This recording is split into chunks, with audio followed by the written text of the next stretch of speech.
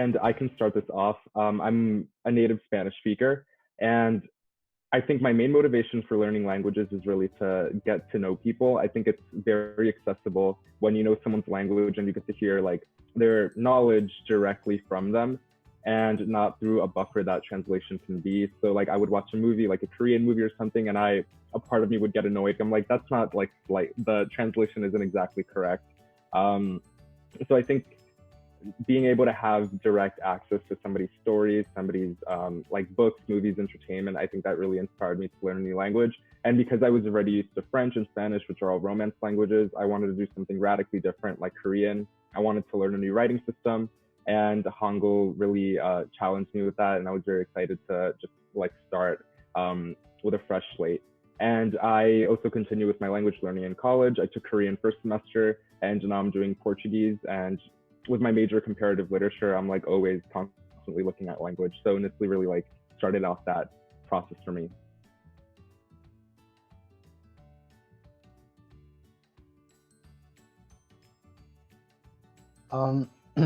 At least for me, a foreign language has always brought a sense of wonder. I remember my first languages are Vietnamese and Lao. And I remember the first day going into school, I didn't know how to speak a word of English. And when I walked in, I was alone. I didn't have any friends. But this one boy comes up to me, and out of nowhere, he comes up and he says, Xin chào, which is hello in Vietnamese. And I was shocked. I was so in awe, and I couldn't believe it. But a part of me felt so respected too, and so proud that someone took the time out to learn. I mean, he probably didn't learn the whole language. He probably like took his mom's phone and did Google Translate, hi, Vietnamese. But I still felt so great. And that moment has stuck with me. And it's definitely pushed me to want to create that same sense of wonder for others when I speak their languages, specifically Arabic and Spanish.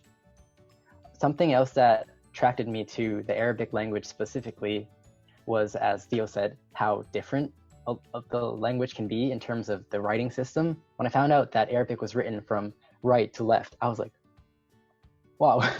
And the whole grammar, Arabic grammar is crazy. It's crazy difficult. And I really want to take on that challenge and really learn about this whole lifestyle that's completely different to anything I've ever known in my own life. It's nothing like Spanish culture or Vietnamese culture.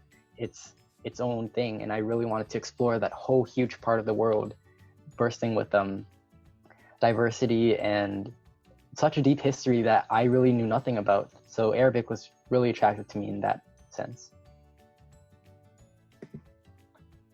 My native language is Hindi, and I grew up speaking that in addition to English. And in high school and middle school, I was studying Spanish and French.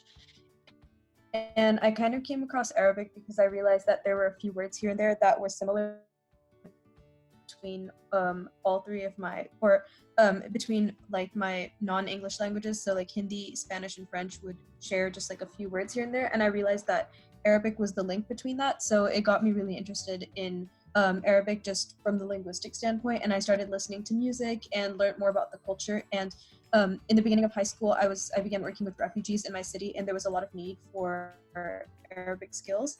And so that's how I started self-studying, and I learned some basic phrases, and then had the opportunity to go abroad with NSLI in the summer of 2017.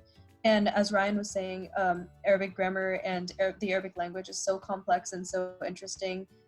It's obviously like, one of the most difficult languages for English speakers, and you feel that pretty hard once you get deeper into it. But despite the difficulties, it's just been so great to uncover new parts of the language. And especially like having gone to Jordan and now in Morocco, I've been able to experience two very different dialects, which are almost comparable to different languages because of the level of variety between. And so it's been exciting to be able to somewhat code switch between two dialects and try to develop my proficiency in two very different versions of the same language. And so that's one of the reasons I fell in love with Arabic, and one of the reasons I continue to love it to this day.